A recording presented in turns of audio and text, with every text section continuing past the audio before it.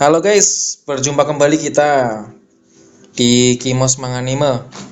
Ya, kali ini kita akan coba membahas kembali chapter yang ketiga dari seri komik manga Unlimited Gacha level 999. Ya, kali ini kita akan membahas chapter 3 yang kemarin kita juga sudah bahas di chapter 2 yang sebelumnya.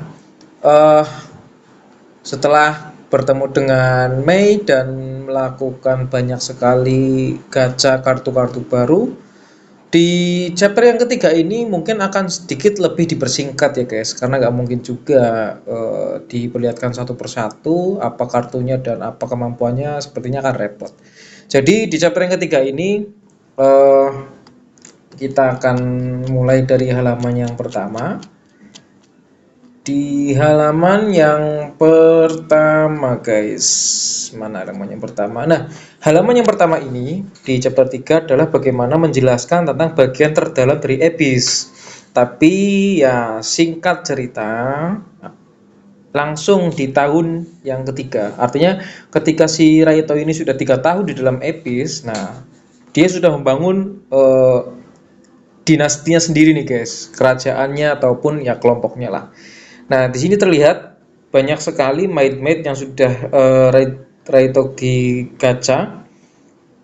Di halaman yang kedua pun halaman pertama ya guys, ini lihat 3 tahun kemudian. Nah, jadi udah 3 tahun nih setelah Raito di Abyss, mungkin dia juga sudah berlatih sambil menggacha kartu-kartu yang lain ya.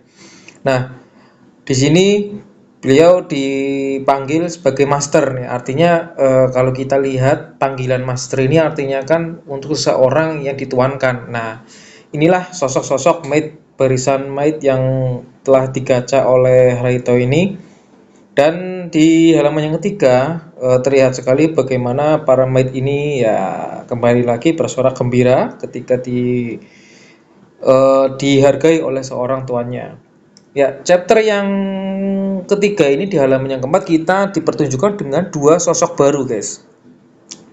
Dua sosok baru ini yang belum, tiga malah, tiga nih, tiga sosok baru yang sebelumnya tidak ada, yaitu ada tiga wanita dengan karakteristik yang berbeda, dan kita melihat di sini. Nah, di sini dijelaskan lagi bahwa satu sosok ini yang sifatnya sepertinya periang dan berambut putih, dan untuk badan saya tidak akan membahas ya, monggo. Yang kedua adalah sosok seseorang wanita dengan rambut pirang yang mengenakan topi. Ini seperti seorang penyihir ya. Kalau yang kedua ini seperti seorang kesatria ya, kalau kita lihat dari badannya. Yang selanjutnya adalah sosok yang ketiga, ini seperti ya seperti hewan ini malah. Ya, bukan, ya kan? Ya, seperti hewan ini ya, sifatnya ya neko-neko gimana lah. Oke, selanjutnya di sosok yang selanjutnya ada kondisi di mana tiga sosok tadi, eh, kalau kita lihat sekilas ya guys, ini tuh kalau kita ingat lagi namanya adalah Nazuna, dan yang ini saya lupa ya namanya siapa ya ini ya.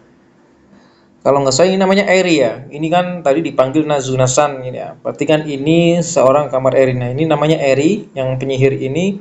Dan yang ketiga ini namanya adalah Aoyuki. Nah, jadi tiga pasukan ini ya, pasukan yang baru yang dipanggil setelah yang pertama yaitu Mei.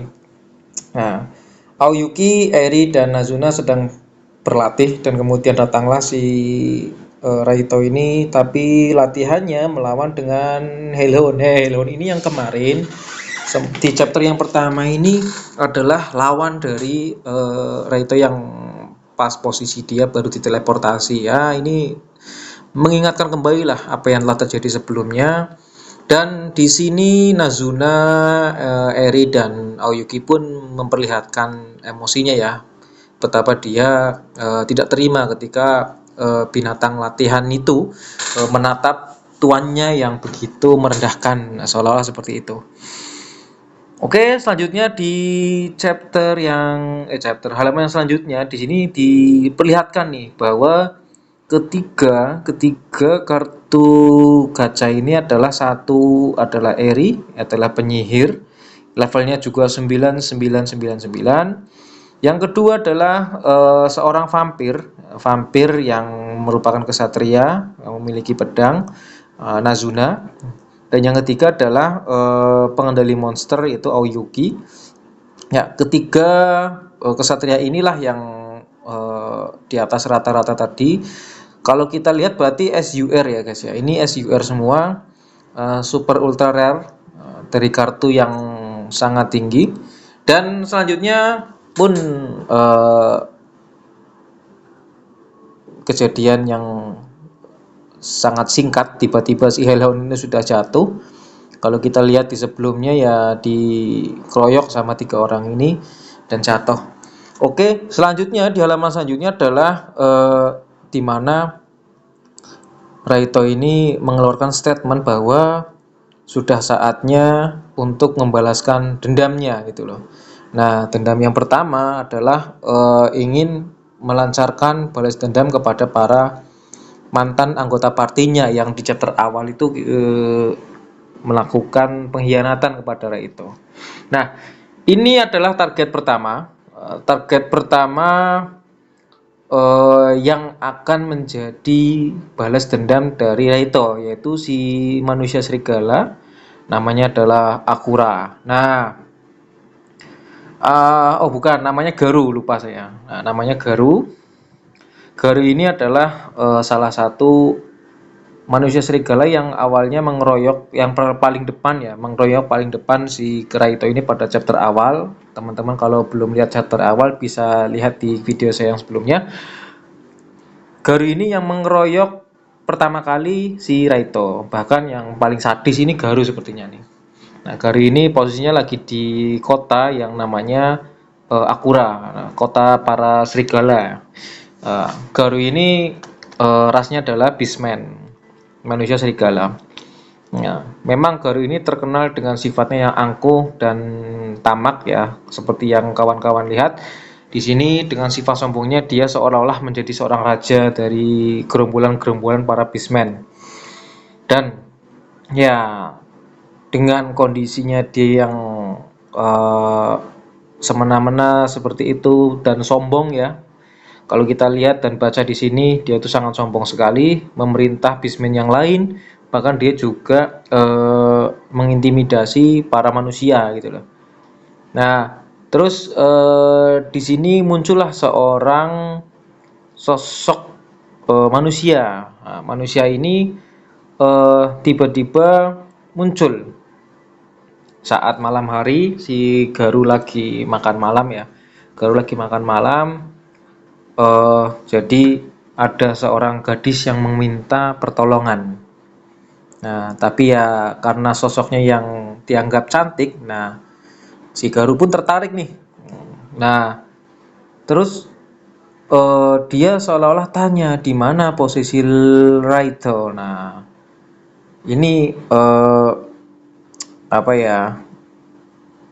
Seolah-olah Raito ini adalah tuannya si wanita ini, tapi menurut saya ini penyamarannya kurang maksimal ya, kurang kurang rahasia gitu loh. Karena di sini kok tiba-tiba seorang Raito yang dianggap lemah dan tidak berdaya kok tiba-tiba punya anak buah, kan seharusnya Garu di sini pun curiga, tetapi nyatanya si Garu ini malah tidak tidak sadar dengan kondisi itu, dan artinya ya karena Garu pun mungkin karena kebodohannya dan ketamakannya serta kesombongannya itu, lihat wanita yang cantik seperti Mei, akhirnya pun si Garu ingin memanfaatkan celah itu. Jadi seolah-olah si Garu ini tahu keberadaan si Rai itu di mana itu loh. Nah, si Mei ini akhirnya minta tolong untuk ditunjukkan di mana si Rai itu berada, dan si Garu pun ya dengan eh, memanfaatkan kepolosan gadis yang bernama Mei ini. Nah, si Garu tetap meminta bayaran nih untuk permintaannya, yaitu menuju ke tempat ke tuannya, yaitu si Raito itu menghilang MC kita. Dan di sini akal busuk si Garu kembali berjalan ya. Akhirnya si Garu bersedia untuk menunjukkan di mana posisi Raito yang terakhir itu hilang. Nah, akhirnya pun nggak lama, keesokan harinya ya bayangan si Garu pun ya kembali, bayangan kejamnya dia untuk kembali melakukan penganiayaan ya, ingin kembali melakukan penganiayaan kepada manusia ini ya, yang namanya Mei ini ya. Dan akhirnya si Mei ini ikut dalam rombongan si Garu dan menuju ke tempat di mana Raito ini kembali terakhir muncul. Garu bersama dengan Mei dan kelompoknya ya menuju ke tempat si Raito itu terakhir menghilang.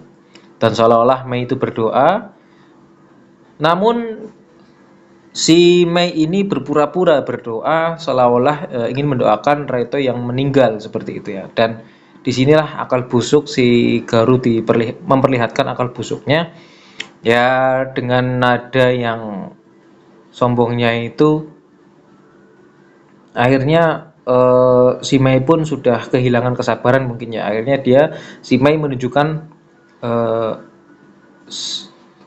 siapa sebenarnya Mei ini, dan sampai berhenti di situ si Garu pun langsung mengantisipasi dengan mengambil langkah mundur. Yang harusnya tadi ingin membantai si Mei ini, malah dia mundur, mungkin karena instingnya mengetahui bahwa Mei adalah merupakan seorang yang kuat seperti itu. Karena sebetulnya kan Mei levelnya 99 ya, artinya lebih tinggi jauh sekali di atas Garu, dan Garu bukanlah lawannya gitu loh ya.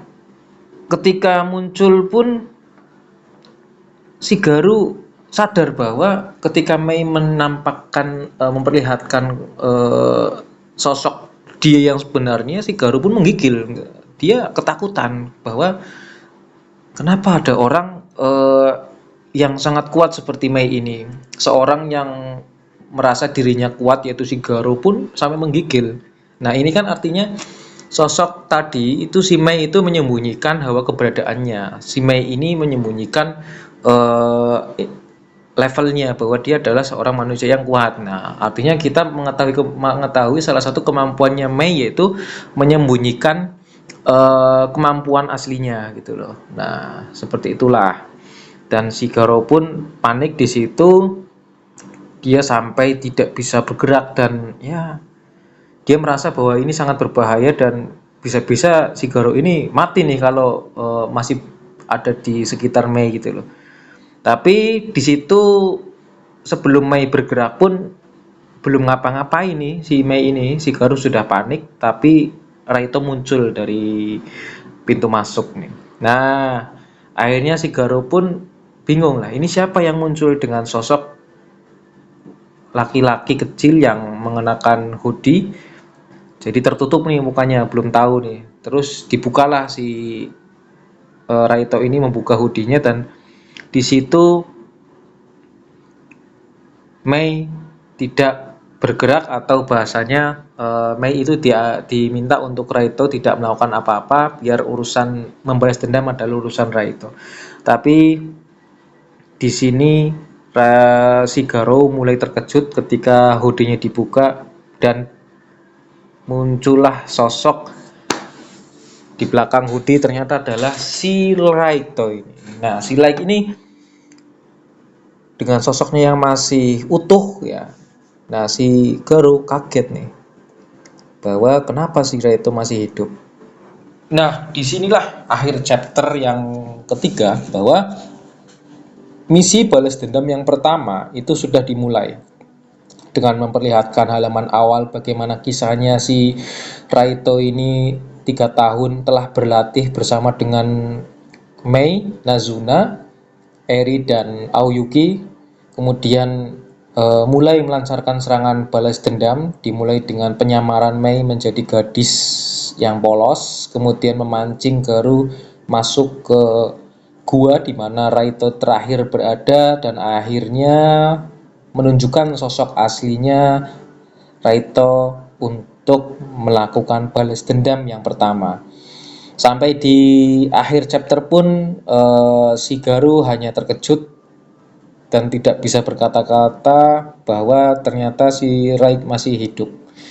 Disinilah akhir chapter ketiga ya guys. Kalau kita selesaikan sampai sini, maka chapter yang keempat pasti akan memperlihatkan bagaimana si Raito ini, si Lai ini membantai atau melancarkan balas dendam kepada si Garu. Ya, sampai di sini aja berarti chapter 3 kesimpulannya tadi sudah saya sampaikan. Jadi sampai jumpa di video yang selanjutnya untuk pembahasan di chapter yang keempat. Selamat sampai jumpa dan selamat beristirahat ya guys.